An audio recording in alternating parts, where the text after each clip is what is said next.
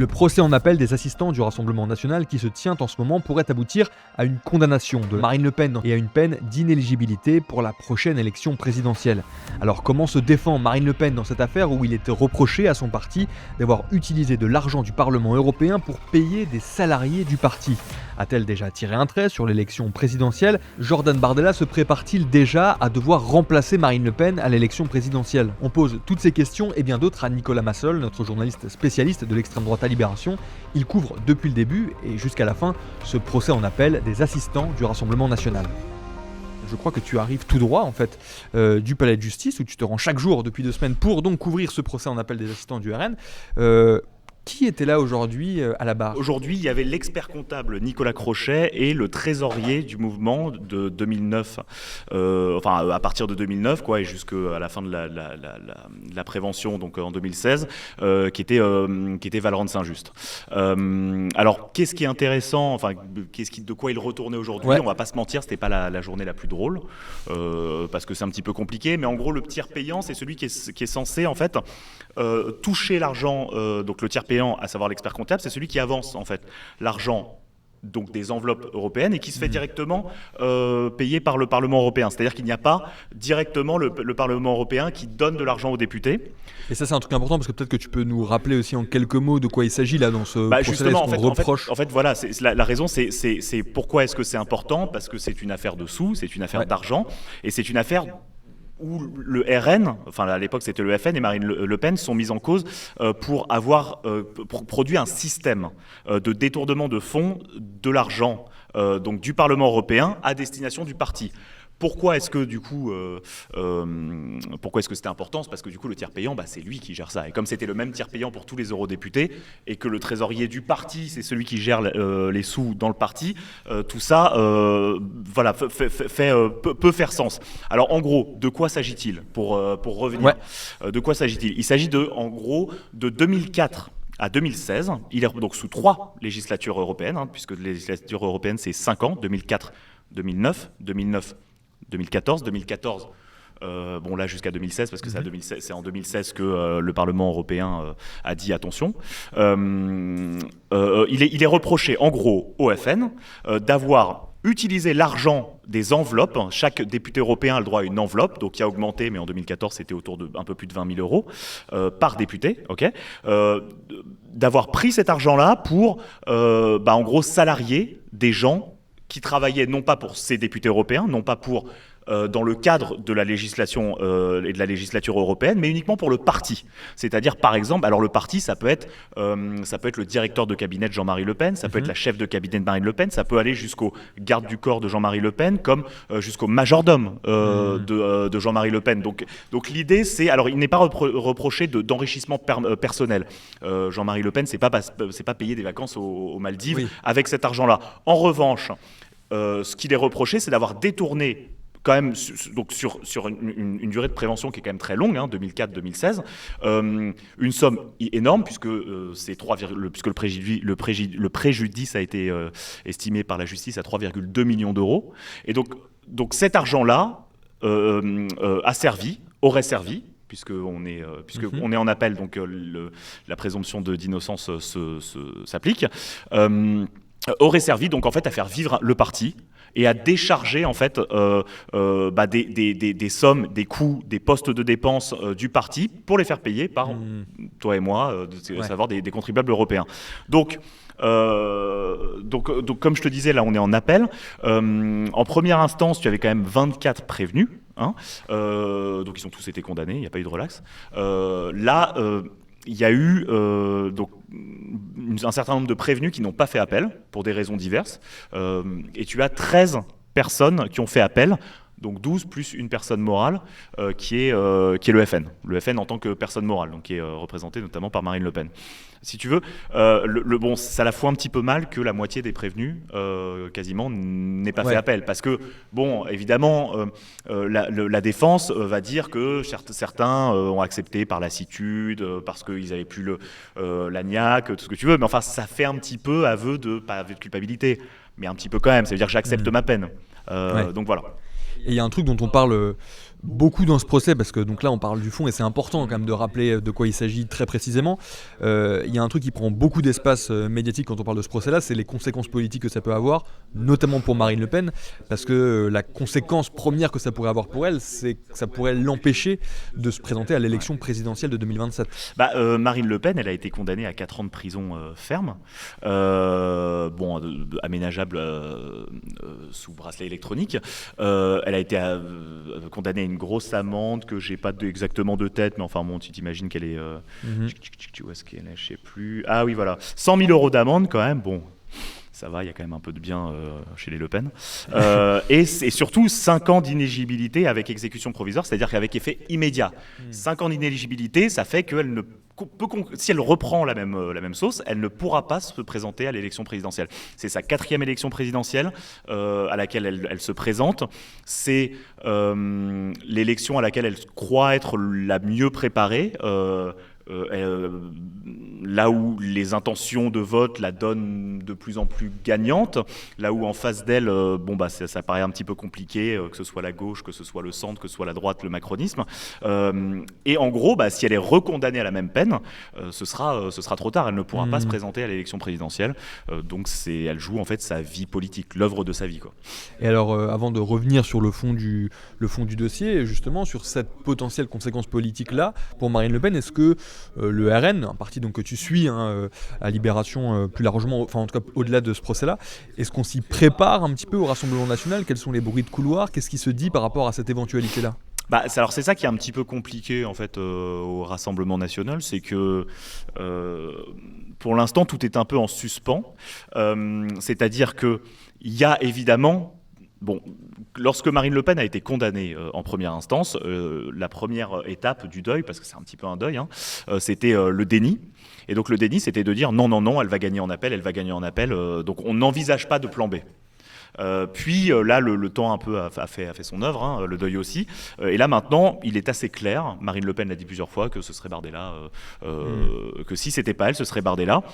Donc on s'y prépare au sens où là maintenant, dans la tête de tout le monde et dans la tête des Français, puisqu'on regarde en fait au niveau des enquêtes d'opinion, il semble que les Français, interrogés en tout cas, y compris les sympathisants de droite et d'extrême droite, les sympathisants du Front National, ont plus ou moins acté en fait que ce serait Bardella.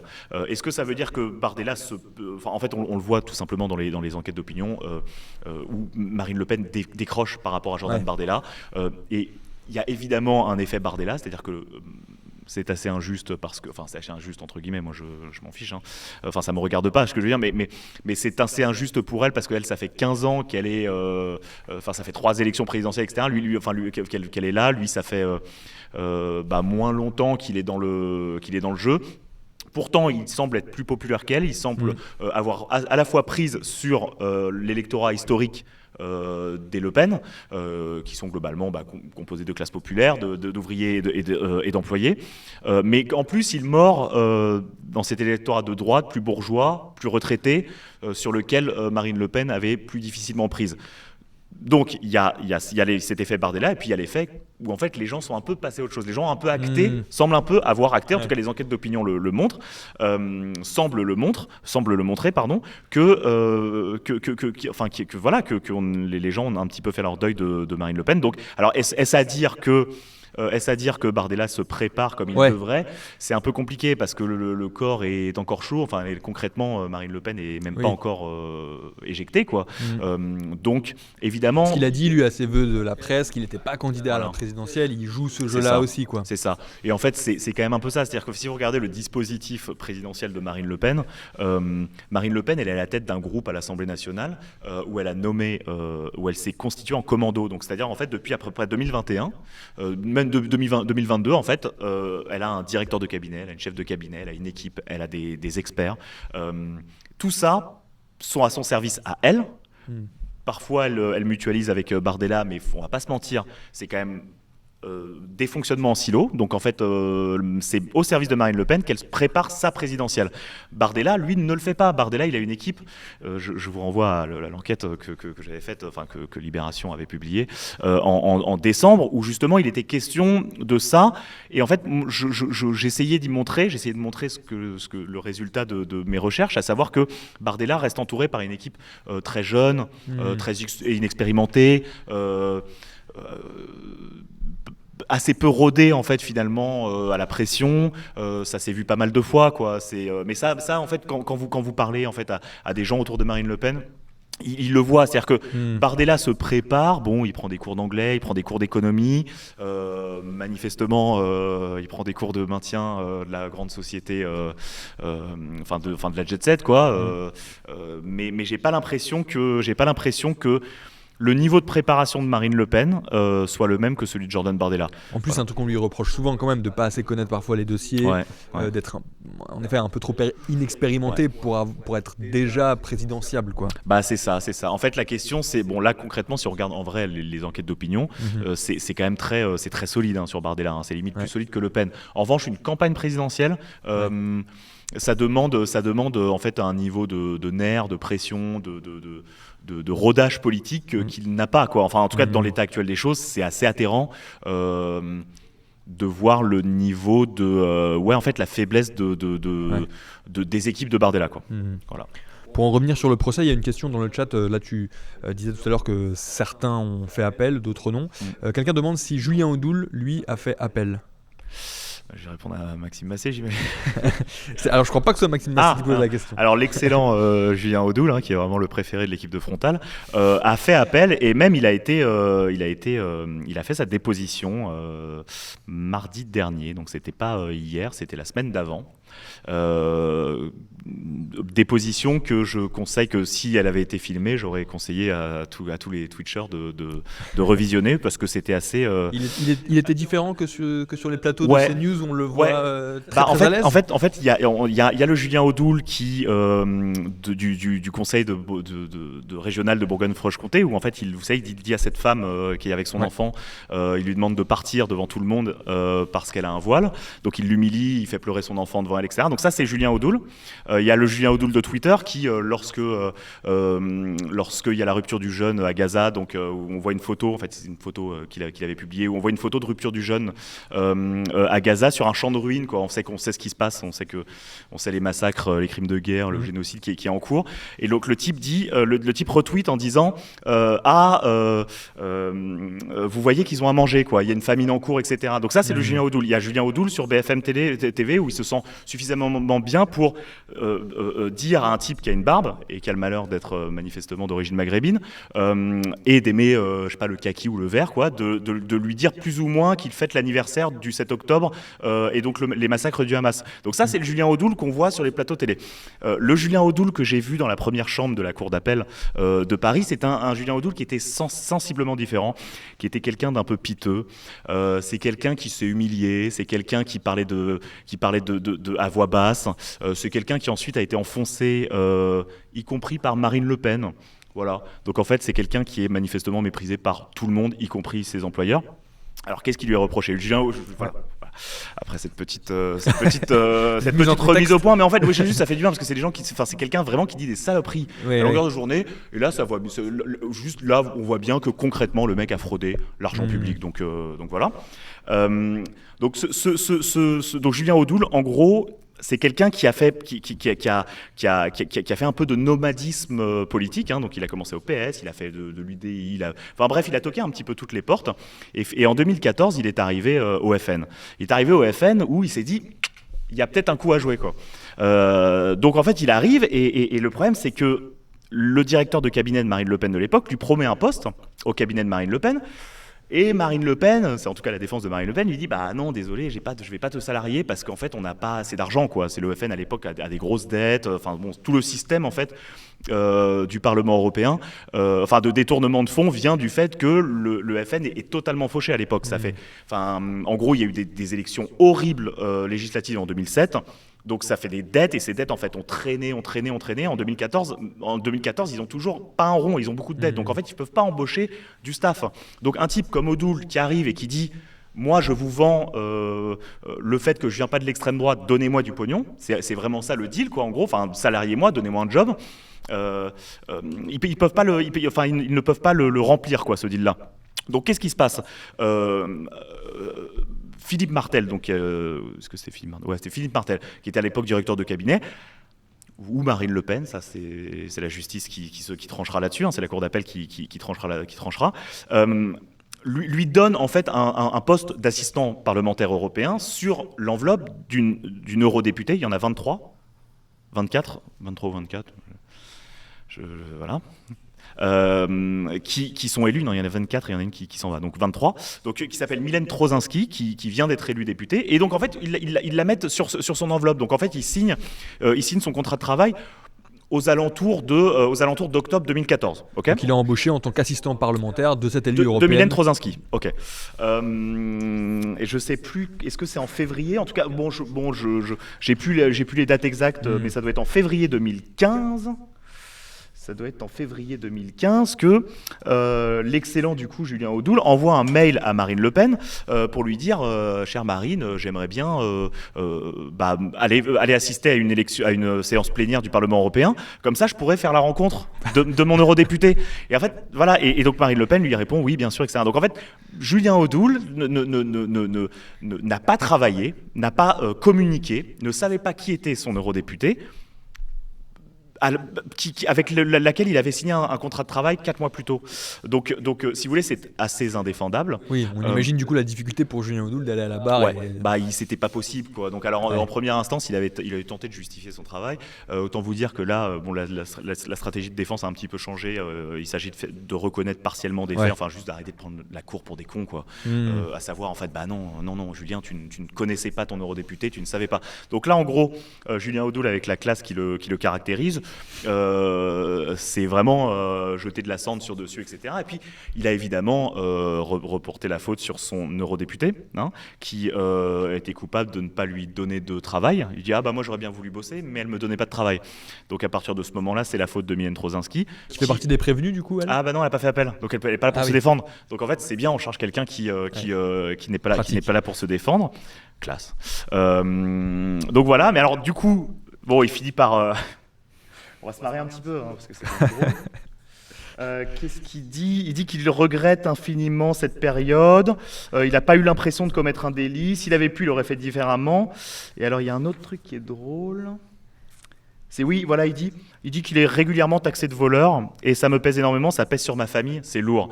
J'aimerais bien l'entendre. Je ne sais pas si peut-être que les accusations, peut-être que le fait d'humilier une personne devant son fils a aussi pesé sur la famille. How the turntables turn, comme dirait Michael Scott. Voilà, et donc du coup, donc il y a ça. Alors, pour continuer du coup là-dessus, parce que ça c'est des faits d'audience qui sont quand même un petit peu marrants, quoi, parce que surtout que vraiment en première instance, ils reconnaissaient rien, il y est tout en bloc quasiment. Et donc là, collectivement, ils ont décidé un peu de reconnaître que oui, mais bon, c'était pas intentionnel, que tout ça était fait de façon, était fait de bonne foi, quoi, mais que effectivement, c'est vrai que là, ils n'ont pas beaucoup travaillé.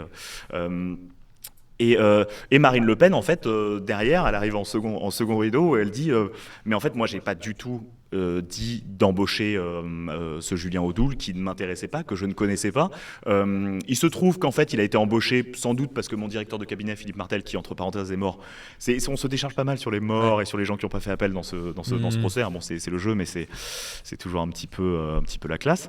Et donc Philippe Martel, donc elle dit sans doute que ce directeur de cabinet m'a fait un enfant dans le dos, quoi. C'est-à-dire en fait a promis des trucs à Audoul, et donc du coup du coup derrière il a dit à tel eurodéputé de l'embaucher, etc. Moi je l'ai pas vu, parce que toute la défense de Marine Le Pen repose sur le fait qu'elle n'est pas au cœur du système. Ce qu'on reproche à Marine Le Pen, la raison pour laquelle elle a pris lourd, c'est parce qu'on dit que c'est elle qui organisait tout. Donc là, Marine Le Pen, qu'est-ce qu'elle a fait? Elle voit le membre avarié, quoi, et donc elle le coupe, et donc elle coupe ce membre gangréné qui est Julien Audoul, en disant: moi, je ne le connaissais pas, ce type-là. Il dit qu'il bossait pour moi parce qu'effectivement, Julien Audoul faisait antichambre au siège du Front National de l'époque, disait travailler pour le cabinet de Marine Le Pen. D'ailleurs, après, il sera remercié en 2015 sur l'organigramme comme conseiller spécial. Et en fait, elle dit, mais non, en fait, c'était un petit ambitieux, c'était un petit arriviste qui, globalement, hein, je précise, j'enjolive, mais en gros, elle disait, c'est quelqu'un qui essayait de travailler. Moi, j'avoue que je ne l'ai pas beaucoup vu travailler. Manifestement, il avait envie d'arriver. Dont acte, mais moi, je lui ai rien demandé. Et puis, bon, il travaillait pas tant que ça, quoi. Donc, en fait, et puis, elle dit, j'ai noté que M. Odoul avait dit qu'il n'avait pas beaucoup travaillé, quoi, etc. Donc, elle dit, regardez, condamnez-le, mais moi, j'ai rien à voir avec lui, quoi. Donc voilà, donc c'est un petit peu ça l'ambiance Odoul, quoi. Et d'ailleurs, qui était une des auditions les plus piteuses, on va dire, du procès, quoi. On reviendra après sur les autres auditions qui ont été parfois un peu marrantes. Il y en a eu. Mais justement sur Marine Le Pen, là, comme on en parle un petit peu, est-ce que sa défense a un peu évolué du coup entre la première instance et là l'appel maintenant ? Ouais, alors oui, pardon. En fait, on a vu ça le premier jour d'audience, donc le 13 janvier, je crois.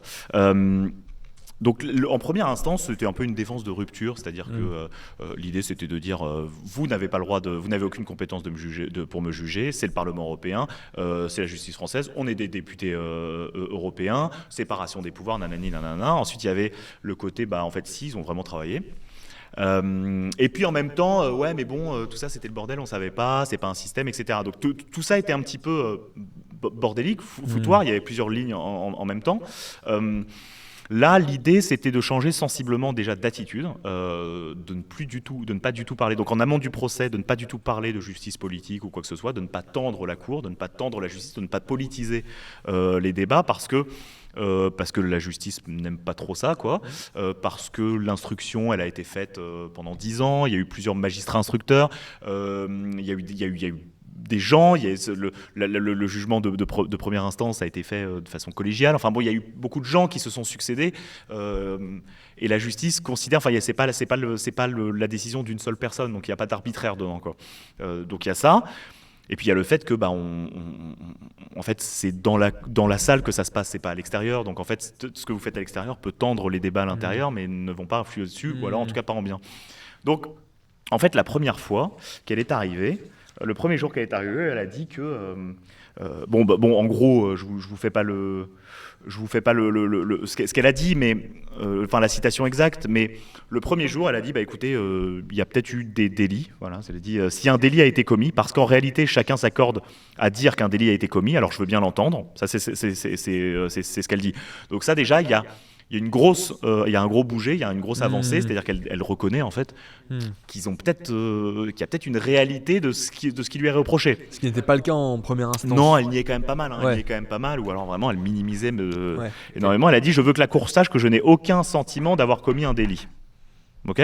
Donc ce qu'elle joue, c'est possiblement reconnaître une partie de la matérialité des faits tout en niant l'intention. Or, pour qu'un délit soit constitué, il faut aussi qu'il y ait une intention, c'est ça. Et donc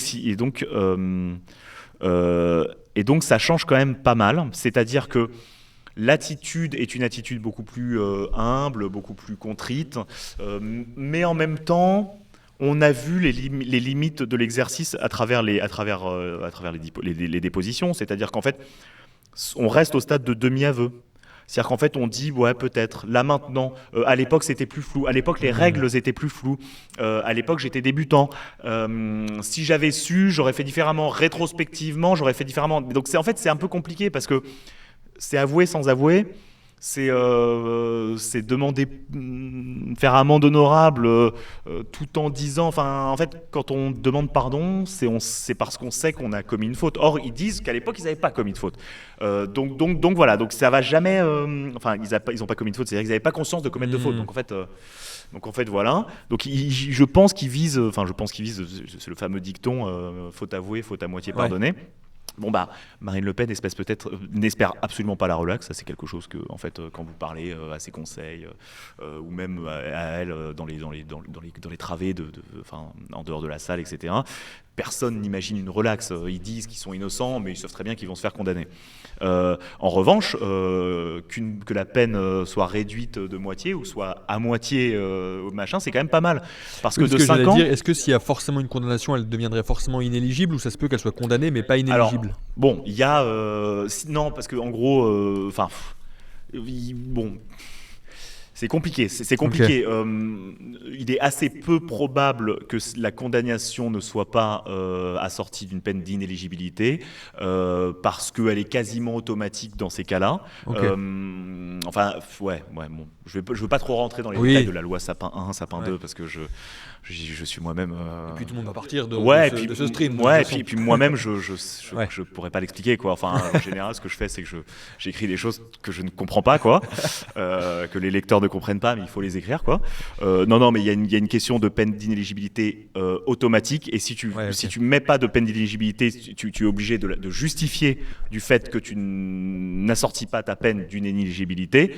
Bon, ça, a priori, ça saute parce que la loi. Tu vois, voilà, je vais perdre. Bon, bref, en gros, il y aura très certainement, allez, je suis prêt à parier beaucoup de choses, qu'il y aura de l'inéligibilité.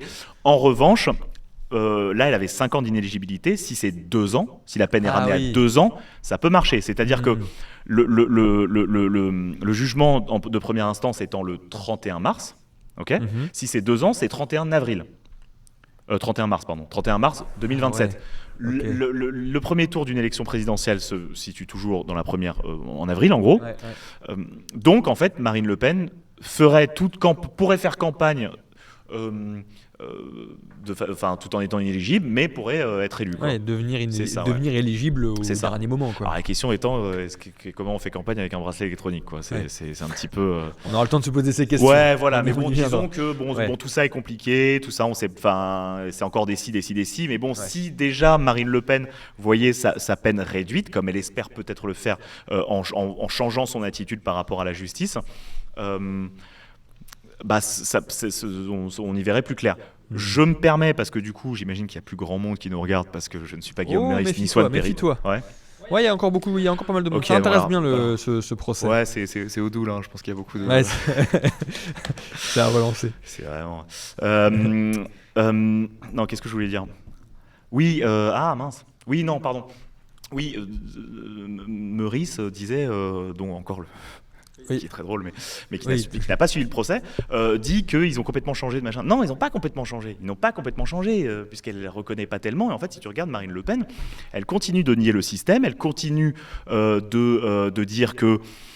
Mais même que son assistante parlementaire, Catherine Griset, qui est sa meilleure amie, qui était sa secrétaire particulière, chef de cabinet, qui globalement travaille pour elle depuis les années 90, sans interruption, en passant d'une enveloppe payée par le Front à une enveloppe payée par le Parlement européen, pour ensuite revenir sur le Front. Enfin bon, bref. Et qui était censée, parce qu'elle était assistante parlementaire accréditée, donc elle était censée résider en Belgique, pointé tous les jours au Parlement européen de Bruxelles, et qui en fait travaillait à Nanterre, qui elle passait hier, a reconnu que effectivement ça pose problème, mais qu'elle a quand même fait le travail, mais que Marine Le Pen a dit elle travaille à 80% pour moi, députée européenne, peut-être 20% pour Marine Le Pen, chef de parti. Ce qui n'est quand même pas le deal de base, donc c'est un semi-aveu. En fait, Marine Le Pen reconnaît quasiment rien, ou des négligences. Et donc, à partir de ce moment-là, on ne peut pas dire qu'elle a totalement changé de système de défense. On peut dire qu'elle a mis de l'eau dans son vin. Ouais, ok. Elle a dédiabolisé son système de défense. Il y a une question du chat qui demande justement sur l'évolution de la stratégie de défense des différents prévenus. Est-ce que la stratégie de défense de l'ensemble des personnes ayant fait appel est la même, ou est-ce qu'il y a des gros changements suivant les personnes ? Moi, je dirais qu'il y a une homogénéité du système de défense, à savoir que tout le monde reconnaît des négligences, fait des semi-aveux, dit on ne savait pas, en gros tout le monde nie l'intentionnalité, plaide la bonne foi, mais est prêt à reconnaître la matérialité de certains délits. Donc y compris à peu près tout le monde, même Bruno Gollnisch. Donc Bruno Gollnisch, c'est un petit peu donc il était député européen. Alors lui ça c'était lundi, lui. C'est lundi. Et Bruno Gollnisch, qui pourtant lui c'est le Front à l'ancienne, c'est Jean-Marie Le Pen, donc c'est justice politique, c'est scandaleux, nanani nanana. Il a fait amende honorable.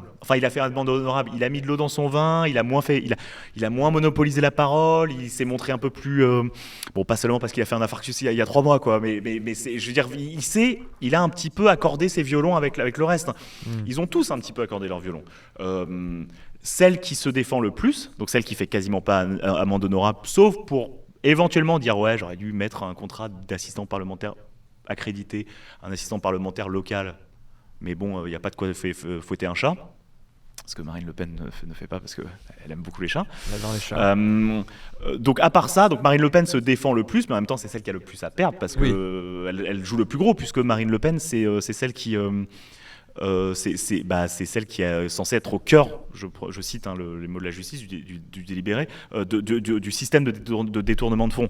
Donc en fait, à part Marine Le Pen, ils sont tous à peu près pareils, à savoir... ouais, désolé, on savait pas. Si c'était à refaire, non, je suis désolé. C'est un gros malentendu, quoi. Donc ouais, effectivement, c'est assez harmonieux comme système de défense. Ouais. Et tu disais tout à l'heure, qu'il y a des petits moments marrants pendant ce procès. Il y en avait pas mal quand même. Hier, j'ai pu lire ton compte rendu d'audience. C'était un certain Guillaume L'Huillier qui était interrogé.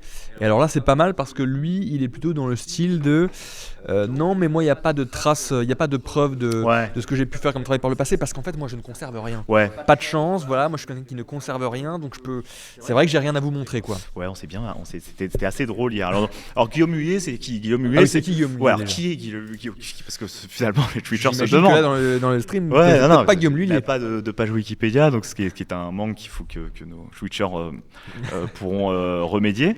Alors en fait, Guillaume Huillier, c'était quelqu'un qui était il était directeur cabinet de Jean-Marie Le Pen à partir de 2008 ou 2009, je sais plus, 2008 je crois.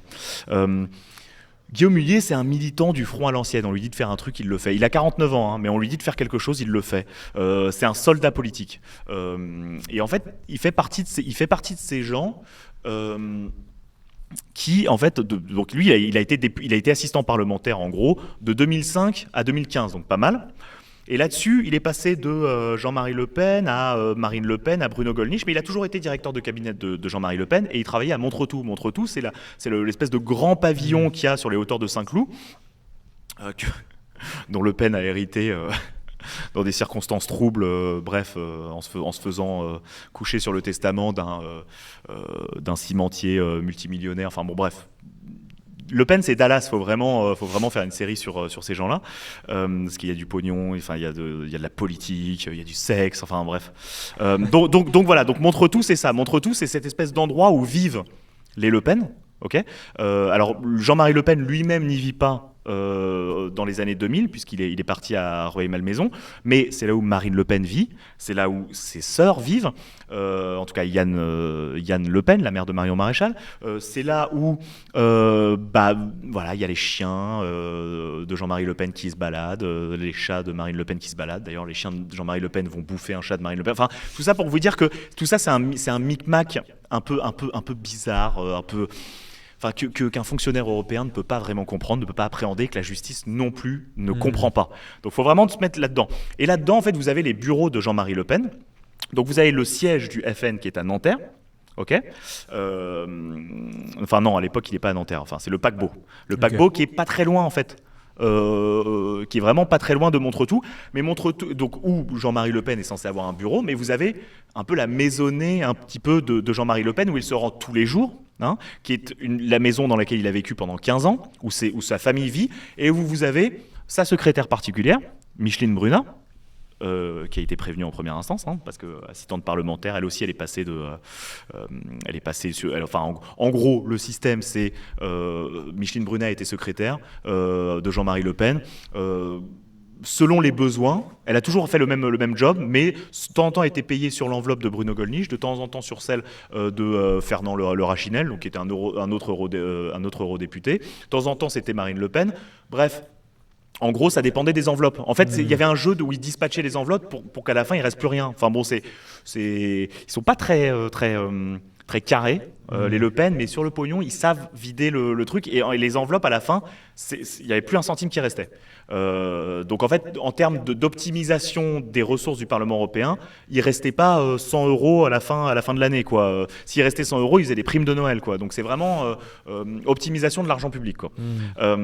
Donc ce type-là, donc du coup dans cette espèce de manoir bizarre d'Hécatie, parce que, enfin, je sais pas si nos Twitchers se rendent compte de ce que c'est, mais quand vous arrivez, c'est une sorte de manoir avec des croûtes. vraiment littéralement des croûtes, parce que Jean-Marie Le Pen a un goût dégueulasse. Enfin, son goût est aussi dégueulasse était aussi dégueulasse que sa mégalomanie était prononcée. C'est-à-dire, en fait, vous avez des portraits de Jean-Marie Le Pen partout. Jean-Marie Le Pen en corsaire, Jean-Marie Le Pen en officier, Jean-Marie Le Pen qui fait ceci, machin, etc. Vous avez plein de bibelots, de trucs, tout ça avec des tapisseries, enfin pas des tapisseries, pardon, des papiers peints un petit peu décatifs, enfin bref. Et là-dedans, vous avez 2 assistants parlementaires européens, Micheline Brunat, donc du coup, qui en gros gère le courrier de Jean-Marie Le Pen, et ce Guillaume Lhuillier qui est son directeur de cabinet. Alors en gros, il gère la presse, il fait des trucs. Et bon, tout ça, et ce type-là, Guillaume Lhuillier, il est censé être, enfin, il a signé un contrat avec Bruno Gollnisch. Donc en fait, il est à Montretout chez Jean-Marie Le Pen, ok, donc avec les chiens et les chats qui se baladent. Le mec, il est payé par le Parlement européen pour bosser pour Gollnisch. Et en fait, il gère les relations de Jean-Marie Le Pen, quoi. Donc là, on est dans ce truc-là. C'est quand même un niveau c'est un peu marrant, quoi. Enfin, c'est un peu marrant, c'est mal, mais bon, c'est quand même... c'est surréaliste, quoi. Ouais, voilà, c'est un peu surréaliste. En fait, c'est vraiment ça quand on se dit que c'est... Putain, c'est ça les Le Pen, quoi. C'est peut-être eux qui vont gagner en 2027, quoi. Enfin, juste... Voilà, quoi. Et donc, c'est quand même un niveau de bordel élevé. Et donc, hier, Guillaume Lhuillier est là. Et en fait, il explique que, non, si, il a quand même bossé pour Bruno Gollnisch, parce que c'est son employeur, hein, en fait, il bossait pour un peu tout le monde. Il a bossé d'ailleurs il a été employé par Marine Le Pen entre 2009 et 2011, qui bossait un peu pour tout le monde, etc. Et surtout pour Bruno Gollnisch. Mais alors, le problème, c'est qu'il n'a pas de preuve de travail de Bruno Gollnisch. Pas de chance. Aucune, zéro. Il dit, j'ai rien conservé. Alors, on lui dit, mais attendez, quand même, la magistrate, donc la cour, Michel Agy lui demande mais vraiment rien. Il dit, non, je conserve rien. Et un peu acculé, il dit ce truc qui est quand même très drôle. Attends, est-ce que c'est... Ah oui, j'ai rien conservé à cette période-là, j'ai changé de femme, j'ai changé de chien, j'ai changé 5 fois de logement, d'ordinateur, de téléphone portable, je conserve jamais rien. Alors, bah oui, voilà. Donc c'est quand même un peu marrant, quoi. C'est dit, putain, voilà, quoi. Donc vraiment, il ne conservait rien, et puis il a des trous de mémoire, mais par contre, et il essaye de faire croire, par exemple, que le titre de directeur de cabinet, c'était un titre, c'était pas une fonction. Ouais. Donc en fait, il dit c'était un titre honorifique dont il se prévalait. Fier. Il dit voilà, il dit je suis fier, machin. Il signait ses SMS, il s'était fait des cartes de visite, ce qui est vrai. Il s'est haussé du col, quoi. Enfin, tous ces gens-là. En fait, faut pas oublier quand même que c'est quand même un monde politique où les rétributions sont pas seulement financières, mais aussi symboliques. C'est-à-dire qu'en fait, Jean-Marie Le Pen, les gens, on l'appelle pas Le Pen, on l'appelle président. Et en fait, quand vous êtes à l'extrême droite, on n'est pas Europe Écologie Les Verts, quoi. C'est pas, c'est important les titres. Il y a un côté un petit peu cérémonial, tu vois, presque militaire. C'est président. Ouais, c'est un peu l'armée, quoi. C'est un peu l'armée. C'est le côté machin. C'est président. On remet des flammes d'honneur. Les flammes d'honneur, c'est comme la Légion d'honneur, mais pour le front. Il y a un train de vie. Il y a un décorum qui sont importants. Et en fait, pour Jean-Marie Le Pen, avoir un chef de cabinet, une chef de cabinet, un directeur de cabinet, avoir un majordome, parce qu'il y avait un majordome, alors là on n'en a pas parlé, mais c'est un mec qui s'appelle Gérin, qui a été rémunéré par aussi le Parlement européen. Ah oui, lui aussi, du coup, il est dans le... Ouais, comment dire, c'est le... Sur un majordome, comment il tente de justifier le fait qu'il travaillait pour un parlementaire européen, besoin, qui faisait du secrétariat, etc. Enfin, tout ça, c'est... Voilà, alors que le type dormait à Montretout. Le truc qui est intéressant dans cette affaire, c'est aussi ce que ça révèle du FN. Ouais. Mais là, je suis en train d'écrire un papier dessus, donc j'invite nos Twitchers à vous abonner, et puis peut-être ensuite à lire cet article, à commenter, à mettre un pouce bleu. Et non, mais en gros... qu'est-ce que c'est ? C'est le train de... En gros, le Parlement européen, il n'y a pas eu de détournement d'argent pour des motifs personnels. Comme je dis, Jean-Marie Le Pen n'est pas parti au ski, quoi. Grâce à ça, il avait sa fortune personnelle, hein, donc pas de problème. Et puis il ne faisait pas ski. Mais bref, en revanche, le Parlement européen a permis à Jean-Marie Le Pen et à sa maison d'avoir un train de vie, de mener un train de vie. De petits potentats qui lui ont permis, en fait, qui ont flatté son ego, qui ont entretenu une cour, et donc voilà, en fait c'est ça ce truc-là qui est aussi important parce que ça lui donne une stature pour son mouvement.